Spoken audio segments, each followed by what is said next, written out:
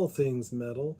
Well, tonight it won't be quite all metal, but for your information, it's going to be a little bit different. So, all right, everybody, to celebrate the 4th, let's go look back and how we got here. The DNA of heavy metal music goes way back, further than you think. Here's 20 historical flashpoints and more because I actually added a little bit more to it because I wanted to kind of maybe get a little something past 1986, I think is what it was. Um, Basically, the 1780 Mozart, and I'm assuming this is Mozart, but I'm not sure if it's Mozart. Mozart Don Vonanti features an ominous brass and roaring vocals depicting a man dragged to hell. The takeaway: it is easily the first symphonic metal climax ever written for a live orchestra. There you go. 1908, the fact Beethoven's Fifth Symphony introduced the iconic four-note opening motive don. Okay. The takeaway is a structure that is this direct, heavy ancestor of modern breakdowns. There you go. The next one on our list is 1920s from Bugatti. It's Bagani. The violinist Bugatti plays such a blistering speed that people claim he had his soul. Oh, he sold his soul to the devil itself, which is kind of cool. The takeaway and runs lay the exact blueprint for modern neoclassical guitar shredding. There you go, and that's from a violinist itself. That's kind of really cool.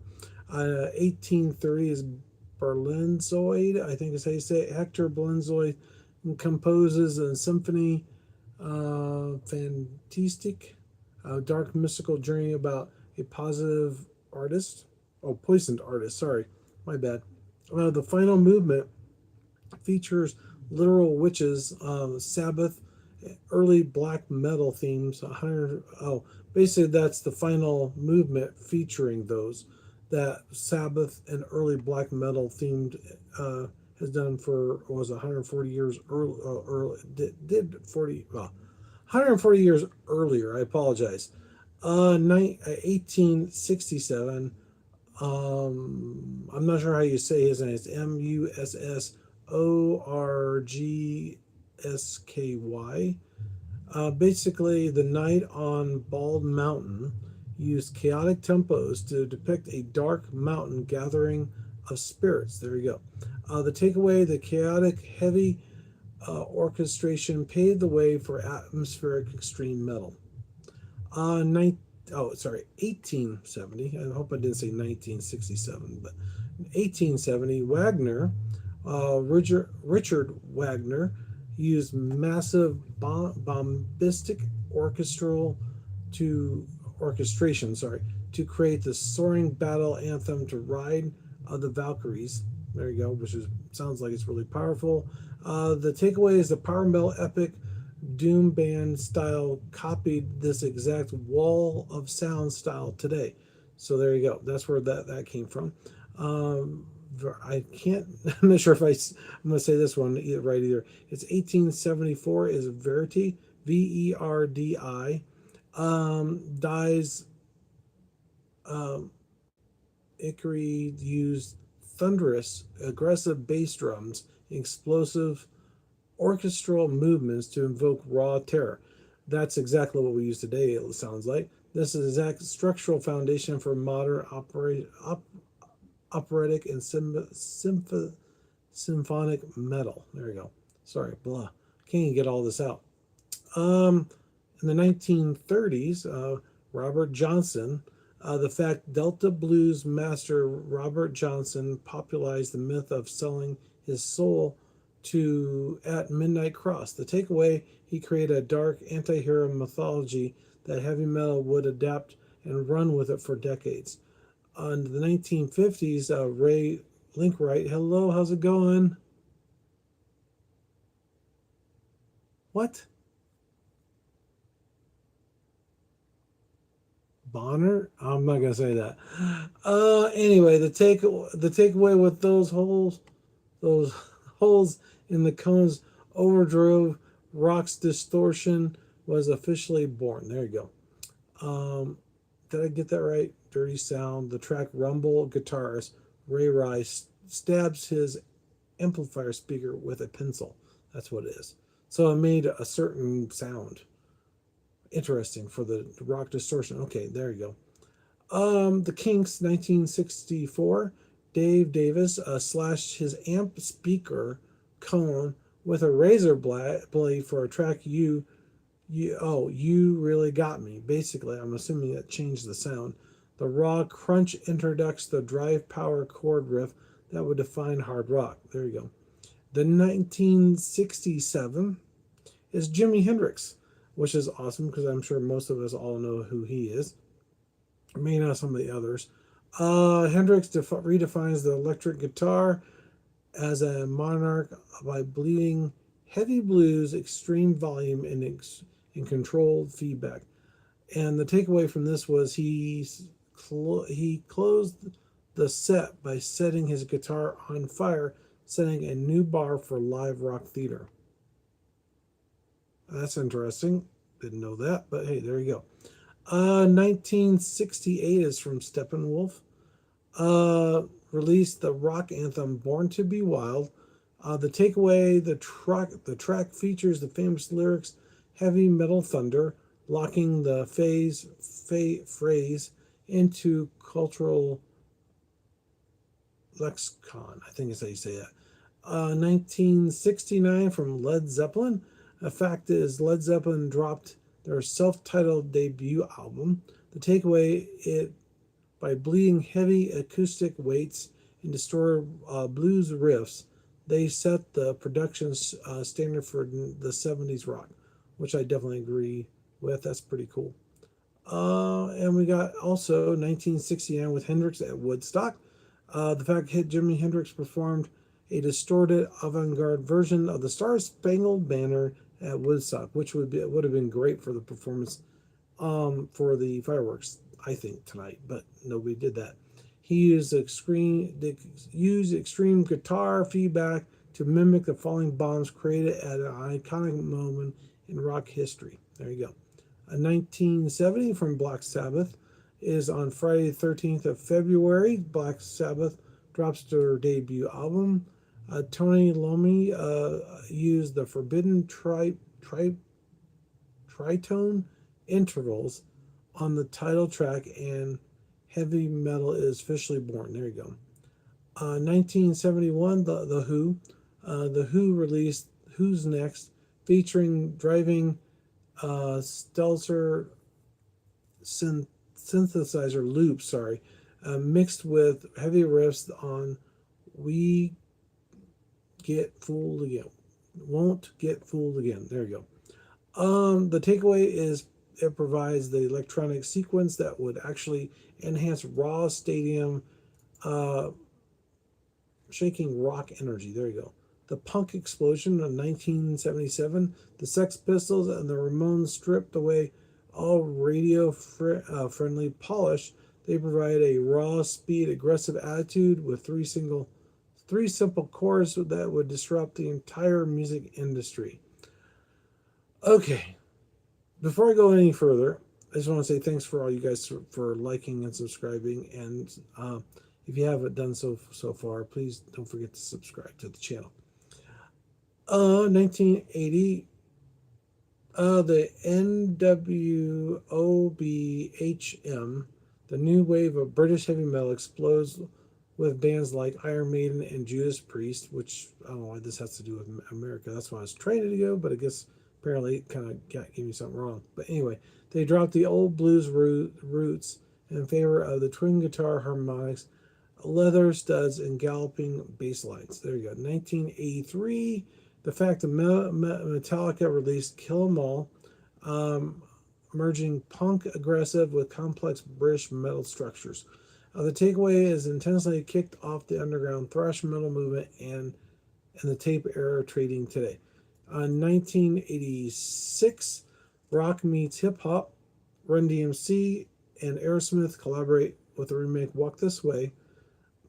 It shattered the barrier between hip hop and hard rock, laying the exact groundwork for alternative new metal era.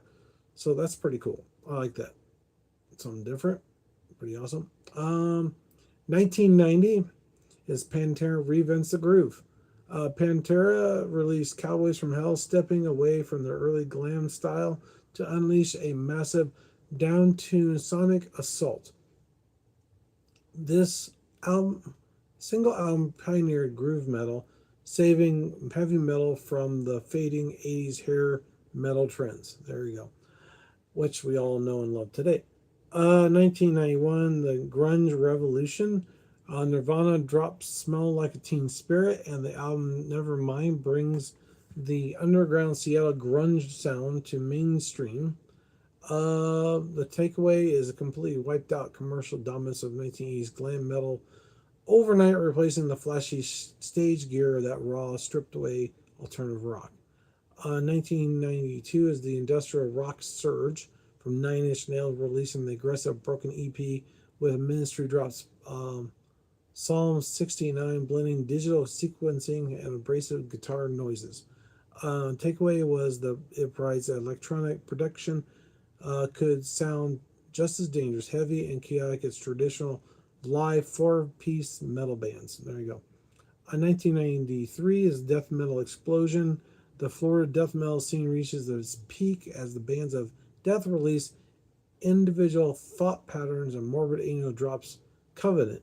This era pushed the limits of speed, extreme vocal delivery, and technical jazz fusion musicianship in the underground scene. There you go. 1994 is Norwegian black metal wave, which, yeah, I don't know what this has to do with America, but cementing the raw, signature raw, lo-fi sounds of cold atmospheric Norwegian second wave. It's a coded and entirely new aesthetic of extreme metal defined by buzzsaw guitars, blast beats, and intense underground mythology. I know some of this may not. Hello, how's it going? How are you doing? How are you? Um, some of these aren't going to be quite all American because I think a lot of things kind of developed throughout the entire world, but this is about the time, the last 250 years, that, that Americans have been around. Because if it wasn't for that, we probably wouldn't have most of the stuff we have right now. 1998, the rise of new metal.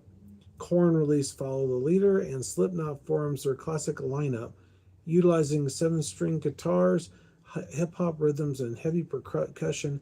This movement brought heavy metal music back to the top of the Billboard charts and filled stadiums throughout the turn of the millennium. The new wave of American metal, bands like Lamb of God, that's in 2002, Killswitch Engage, Mastodon being dominating the scene by blending melodic death metal and hardcore punk elements. The takeaway, the metalcore progressive movement brought intricate guitar solos and technical precision back to the mainstream metal. 2010, the J Dent home studio movement, corporeal bands like Meshuggah inspired a new wave of progressive metal popularized by Pelfrey. I forgot how you pronounce that. Self-titled debut album. The takeaway is it launched the Dagent movement, relied on technical, God, this is crazy, rhythmic 8-string guitars and independent digital home audio production. There you go. 2019 digital independence of extra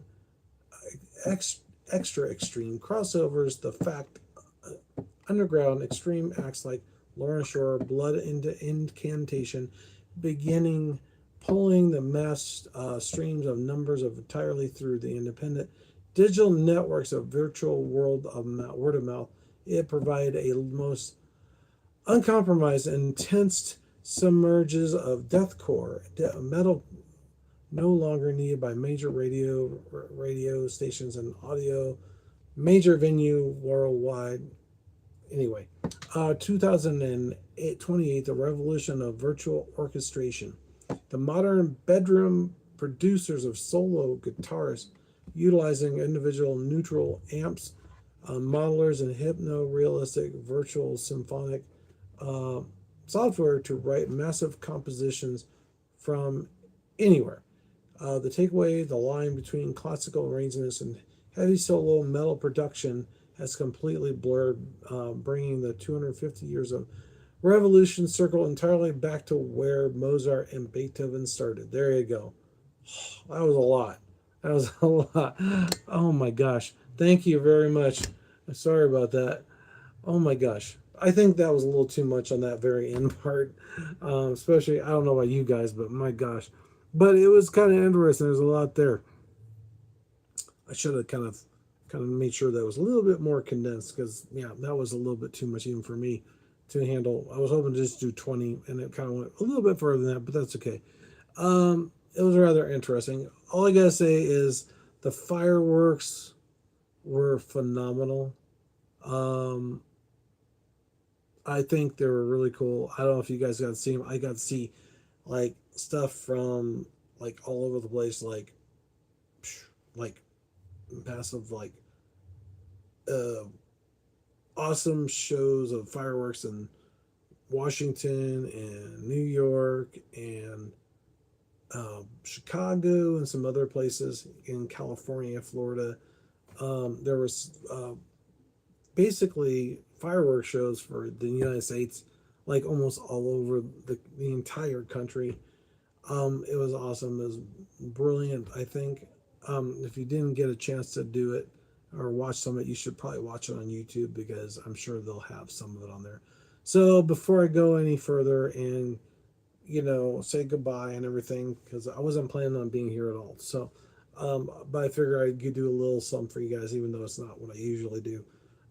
Thanks for watching. You guys take care, and you guys have a wonderful night. I am exhausted, so I apologize.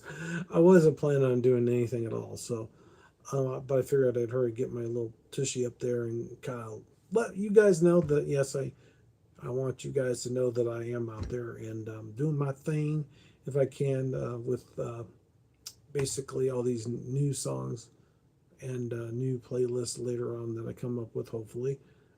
So I hope you guys will come back and enjoy and subscribe to the channel. Thanks for watching, and you guys take a wonderful night and have a wonderful 4th of July. And hopefully I'll see you Friday or Saturday next week. Take care. Have a good night.